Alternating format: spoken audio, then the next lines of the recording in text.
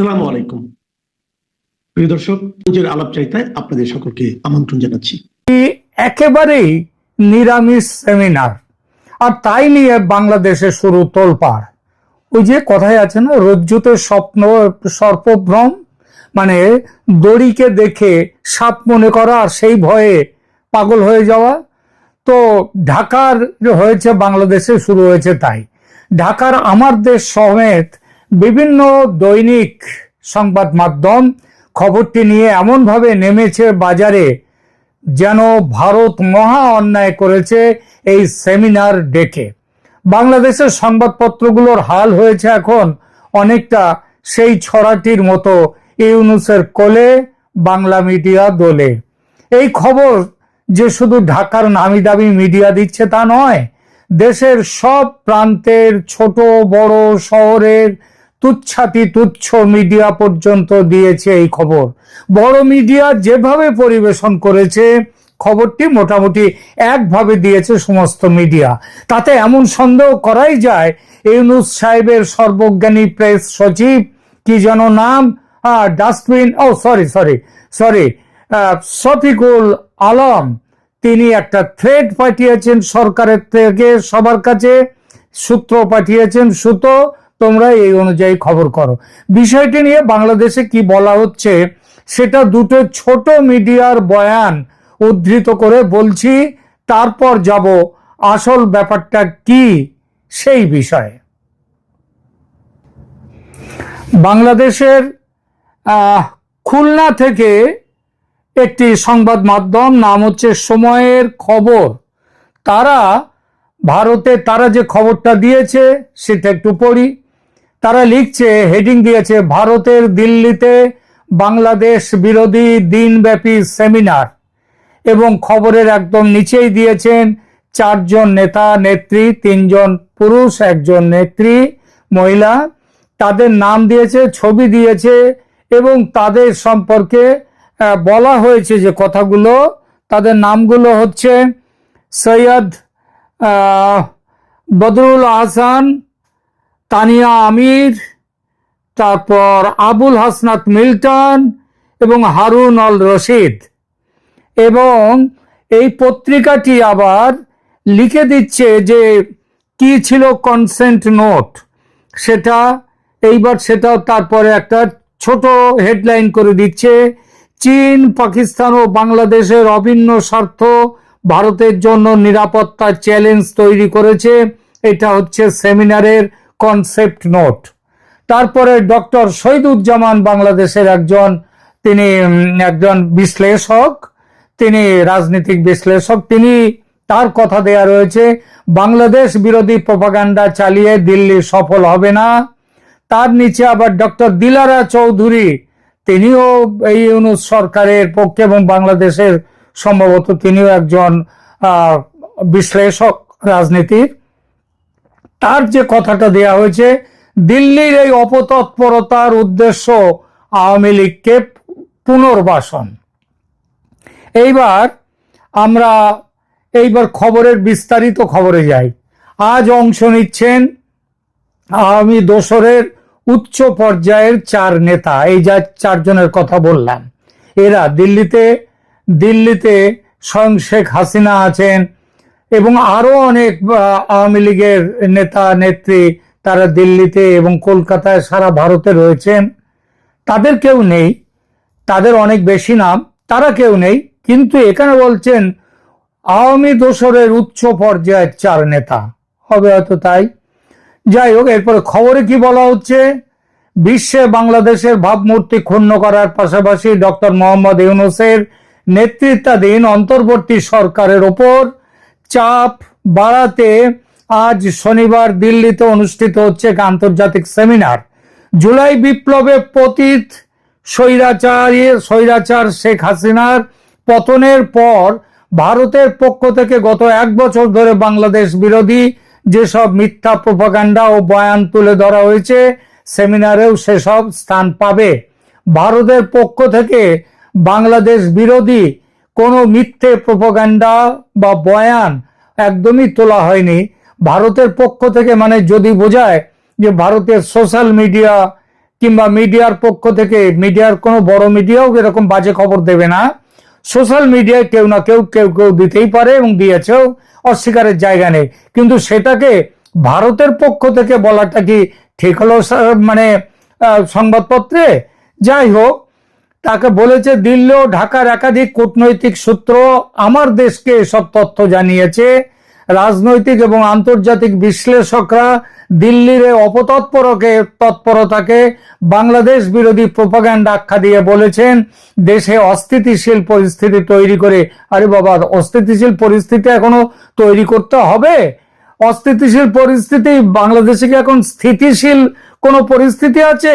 এটা তো অস্থিতিশীল পরিস্থিতি, এতটাই অস্থিতিশীল পরিস্থিতি যে পাকিস্তান আমলেও এইরকম হাল ছিল না, এবং বাংলাদেশ আমলেও সেই 1971-এর পর থেকে 72 থেকে তখনও এইরকম দেখা যায়নি বাংলাদেশের পরিস্থিতি আজ যা আছে। যাই হোক, এখানে বলা হচ্ছে দেশে অস্থিতিশীল পরিস্থিতি তৈরি করে পতিত আওয়ামী লীগের পুনর্বাসনের পথ খুঁজছে ভারত। দিল্লি বারবার ঢাকাকে চ্যালেঞ্জ ছুড়বে। এই চ্যালেঞ্জ মোকাবিলায় জুলাই গণ অভ্যুত্থানের পক্ষের সব রাজনৈতিক দলের ঐক্য জরুরি। জুলাই গণ অভ্যুত্থান এখন কোথায়? তাদের আর দেখা যাচ্ছে? কোথাও দেখা যাচ্ছে না। আচ্ছা, এছাড়া আরো একটি সংবাদপত্রের ছোট্ট একটি প্রতিবেদন, সেটাও তুলে নিয়ে আসি। এই পত্রটি যে বলছে, এরা যা বলছে সেটা হচ্ছে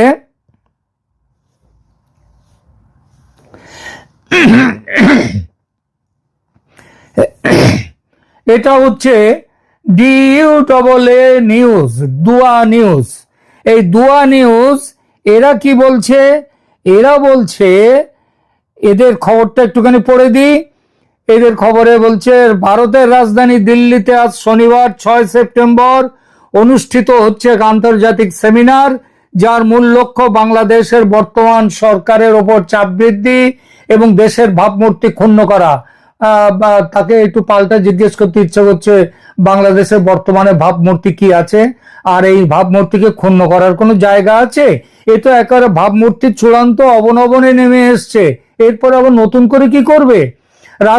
সেখানে আরো বলছে, রাজনৈতিক ও আন্তর্জাতিক বিশ্লেষকরা বলেন সেমিনারটি ভারতীয় পক্ষের বাংলাদেশ বিরোধী প্রোপাগান্ডার প্রকাশ স্বরূপ, যা দেশের রাজনৈতিক অস্থিতিশীলতা সৃষ্টি করে পতিত আওয়ামী লীগকে পুনর্বাসনের সুযোগ দিতে পারে।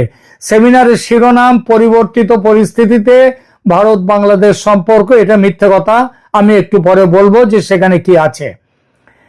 এটি আয়োজন করেছে দিল্লি ভিত্তিক think tank global strategic and defence news. অনুষ্ঠানে ভারতীয় সেনাবাহিনীর পদস্থ কর্মকর্তা, বিভিন্ন থিঙ্ক ট্যাঙ্কের বেসামরিক ও সামরিক কর্মকর্তাও ছাড়াও 4 জন বাংলাদেশি রিসোর্স পার্সন অংশ নিচ্ছেন। এদের নামগুলো দেওয়া হয়েছে এখানে। আবার বাংলাদেশি রিসোর্স পার্সনদের মধ্যে রয়েছেন সিনিয়র সাংবাদিক সৈয়দ বদরুল হাসান, লেখক ও শিক্ষাবিদ ডক্টর আবুল হাসনাত মিল্টন, আমাদের খুব পরিচিত মুখ। তার একটি ডক্টর আবুল হাসনাত মিল্টনের একটি রয়েছে, ইউটিউব চ্যানেল রয়েছে রূপান্তরের সত্য, সেখান থেকে তিনি দেন, অসাধারণ ভালো বলেন, কিন্তু তিনি থাকেন অস্ট্রেলিয়াতে।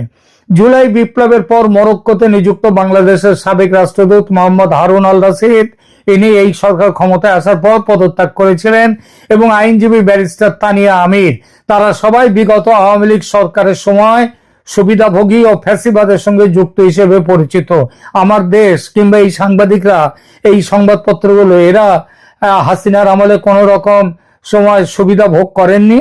হ্যাঁ, তখন তো চেহারা পাল্টে দিয়েছেন, এখন এসে আবার ভবিষ্যতে পাল্টে দেবেন। তো এইরকমই সব মন্তব্য এইগুলো করেছেন। আরো কিছু মন্তব্য আছে, সেই জায়গায় আমি যাচ্ছি না। আমি বরং একটা জায়গাতে যাওয়ার চেষ্টা করি, সেটা হচ্ছে যে এই সংবাদ সম্মেলনটা, এটাকে সংবাদ সম্মেলন নয়, এই সেমিনারটা কি বিষয় ছিল, কেন ছিল, আলোচনার মূল বিষয় কি ছিল, সেই ব্যাপারে এখানে যাই। এবার সেই ব্যাপারটাই এখন বলি। 6 সেপ্টেম্বর 2025, মানে গতকাল ছিল 7 তারিখ, পরশু দিন, দিল্লিতে আয়োজিত সেমিনারটি India Bangladesh ties stronger than steel শিরোনামে অনুষ্ঠিত হয়েছিল। তার একটু আগে ওই সংবাদপত্রে কি বলেছিল, সম্পূর্ণ উল্টো কথা। এখানে কি বলা হয়েছে, ভারত বাংলাদেশ আঁতাত, স্টিলের চেয়ে লোহা নয়, আরো পাকা লোহা, স্টিলের চেয়ে শক্তিশালী। কি প্রকাশ করে এই নামটি? বাংলাদেশ সম্পর্কে খারাপ কোনো কথা বলে? বলে India Bangladesh ties stronger than steel. আর এরা কিভাবে ঘুরিয়ে দিল? কারা করছে? সম্পর্ক খারাপ। এটি কোনো ভারতীয় সেনা অধিকারীর ব্যক্তিগত উদ্যোগ ছিল না, বরং global strategic and defence news GSDN নামের একটি আন্তর্জাতিক থিঙ্ক ট্যাঙ্ক এর আয়োজন করেছিল। জিএসডিএন এটা হচ্ছে ভূ রাজনীতি ও প্রতিরক্ষা বিষয়ে বিশ্বের 44তম সংগঠন এবং ভারতে এর স্থান 9ম। সেমিনারের প্রকৃতি মানে উদ্দেশ্য কি এবং আয়োজককারী কারা ছিল এবং অংশগ্রহণকারী কারা সেটা বলি। সেমিনারটি লেফটেন্যান্ট কর্নেল জে.এস. সোধি অবসরপ্রাপ্ত, তার নেতৃত্বে যে জিএসডিএন সংস্থা তার প্রথম সেমিনার ছিল এটা। এতে উপস্থিত ছিলেন mister colonel lieutenant colonel J S. Sodhi ছাড়াও, অবসরপ্রাপ্ত ছাড়াও সেখানে ছিলেন মেজর জেনারেল মনরাজ সিং বিশেষ অতিথি, বিভিন্ন অবসরপ্রাপ্ত প্রতিরক্ষা কর্মকর্তা, নীতি বিশ্লেষক ও একাডেমিক ব্যক্তিত্ব এবং কূটনীতিকরা। আলোচনার বিষয় কি ছিল? আলোচনার সেমিনারে নিম্নলিখিত বিষয়গুলো, এই নিচে যে বিষয়গুলো বলছি সেগুলো আলোচিত হয়। ভারত বাংলাদেশ সম্পর্কের ঐতিহাসিক প্রেক্ষাপট কি সেইটা নিয়ে আলোচনা। এখন অবশ্য তো মুক্তিযুদ্ধ ভুলে যাচ্ছে তারা, সুতরাং আলোচনাটা তারা করতে রাজি নয়, তাদের খারাপ লাগে। 1971 সালের মুক্তিযুদ্ধ থেকে শুরু করে আজ পর্যন্ত দ্বিপাক্ষিক সম্পর্ক কিভাবে বিবর্তিত হয়েছে সেই বিষয় ছিল আলোচনার একটা কন্টেন্ট নোট। এরপরে আগস্ট 2024 পরবর্তী পরিস্থিতি, বাংলাদেশ সরকার পরিবর্তনের পর উদ্ভূত পরিস্থিতি কেমন সেটা, এবং আঞ্চলিক ভূরাজনৈতিক গতিশীলতা, চীন ও পাকিস্তান বাংলাদেশের ব্যাপারে যেভাবে তারা কি বলছো এদিকে নজর দিচ্ছে, সেই পরিপ্রেক্ষিতে ভারতের ক্রমবর্ধমান নিরাপত্তা এর যে তার প্রভাব সেই সম্পর্কে আলোচনা। তাহলে এর মধ্যে কোথাও কি যুদ্ধের প্রস্তুতি বলে কোনো অভিযোগের কথা এর মধ্যে কি থাকলো? কিংবা এর মধ্যে কি আওয়ামী লীগের কিছু কোনো কথা থাকলো? হ্যাঁ, এখানে আওয়ামী লীগের 4 জনকে, যাদেরকে অনলাইনে, তারা কেউ আসেননি, তারা অনলাইনে যোগাযোগ রেখেছেন এবং অনলাইনে এগুলো দেখেছেন এবং অনলাইনে তাদের কেউ কেউ হয়তো নোটও দিয়েছেন যে তাহলে যুদ্ধের প্রস্তুতির অভিযোগ কিংবা বাংলাদেশে আওয়ামী লীগকে নিয়ে বসাবার জন্য ভারত যুদ্ধে নামতে যাচ্ছে, এইসব কথা কোত্থেকে আসছে? এই অভিযোগটি সম্পূর্ণ ভিত্তিহীন। তবে প্রতিরক্ষা প্রধান যে বিবৃতি দিয়েছিলেন 9 জুলাই 2025 তারিখে, জেনারেল অনিল চৌহান, তিনি বলেছিলেন যে চীন, পাকিস্তান ও বাংলাদেশ তারা 3 জনের স্বার্থ সমন্বিত হয়ে বাংলাদেশে এসছে। সেটা 9 জুলাই 2025। সেপ্টেম্বরে সে চেহারা পাল্টে গেছে। সেপ্টেম্বরে চীন ভারতের সাথে এসেছে এবং সেটা 6 সেপ্টেম্বর যেদিন এই অনুষ্ঠান হয় তার আগেই এগুলো হয়েছিল, এটা আলোচনার মধ্যেই আসেনি। এছাড়া পাকিস্তানি হুমকি, যেটা 4 আগস্ট 2025 তারিখে পাকিস্তান সেনাবাহিনীর আইএসপিআর এর ডিজি বলেছিলেন আমরা পূর্ব থেকে শুরু করব, যা বাংলাদেশ থেকে ভারতের বিরুদ্ধে যুদ্ধ শুরুর ইঙ্গিত। এবং এই পরিপ্রেক্ষিতে ভারতের কিছু সামরিক কার্যক্রম কি করেছে, কি করা উচিত, এই নিয়ে আলোচনা। ভারতের ইস্টার্ন কমান্ড নিয়মিত সামরিক মহড়া পরিচালনা করে থাকে, যার মধ্যে রয়েছে অনুশীলন, প্রচন্ড প্রহার কিভাবে করতে হবে, তার নাম দিয়েছে অনুশীলন প্রচন্ড প্রহার। তারপরে নাম দিয়েছে, এটা হচ্ছে অরুণাচল প্রদেশের। তারপরে হচ্ছে অনুশীলন পূর্বী প্রহার, এটা হচ্ছে ভারত চীন সীমান্তে। এগুলো সবই রুটিন প্রতিরক্ষা প্রস্তুতির অংশ, কোনো নির্দিষ্ট দেশের বিরুদ্ধে যুদ্ধের প্রস্তুতি নয়। সুতরাং এই অপপ্রচারের উৎস ও প্রকৃতি মিথ্যা তথ্য প্রচারের প্যাটার্ন, এটা বাংলাদেশে আজকাল খুব দেখা যাচ্ছে। এটা সেমিনারের ভুল ব্যাখ্যা এবং তবে এই সমস্তগুলো এবং অতিরঞ্জিত ভাষা, যুদ্ধের প্রস্তুতি ইত্যাদি বলা হচ্ছে।